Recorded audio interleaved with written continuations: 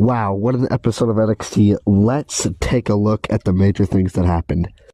First, we had a championship match for the Women's NXT Championship between ZARUCA and Jacy Jayne.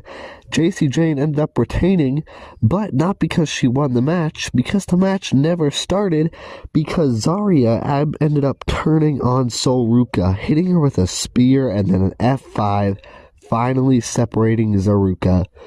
I mean, this storyline has been getting hinted at for quite a while now, and it's finally happening, and I'm going to be conflicted for this feud because I love both ZARUCA and Zarya. However, they did announce Zarya versus Jacy Jayne for the Women's NXT Championship next week, so I'm looking forward to that. Let me know what you think. Next, we had a match for the NXT Tag Team Championships between Dark State and the Vanity Project.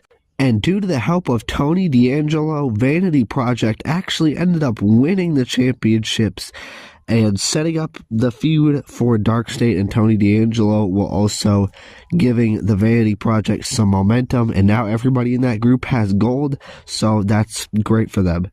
We also had a banger triple threat match for the WWE Speed Championship, the first ever 7-minute speed match.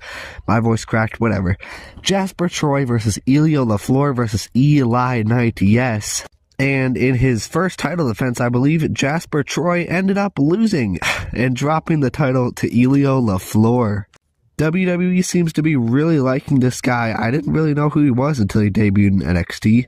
I'm excited to see where this goes, though, and hopefully they start putting some effort into the Speed Championship divisions because they're just complete ass and bare right now. And last but certainly not least, we had the North American Championship, Ethan Page versus MYLES BORNE. And if Ethan Page won this match, he would have been the longest reigning NXT champion of all time. But he did not. He ended up losing to MYLES BORNE. The Vanity Project tried to come out and help. They were stopped by Shiloh Hill, Hank and Tank, and then Ricky Saints tried to come out and help, and he was stopped by Joe Hendry.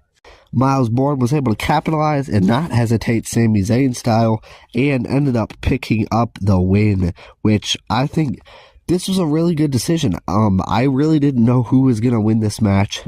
Obviously, Ethan Page is incredible and one of the probably like the most main roster ready superstar on NXT. This might be signaling a call up soon. I'm excited to see what MYLES BORNE can do, and I'm excited to see if Ethan Page gets called up. Let me know your thoughts on this episode of NXT.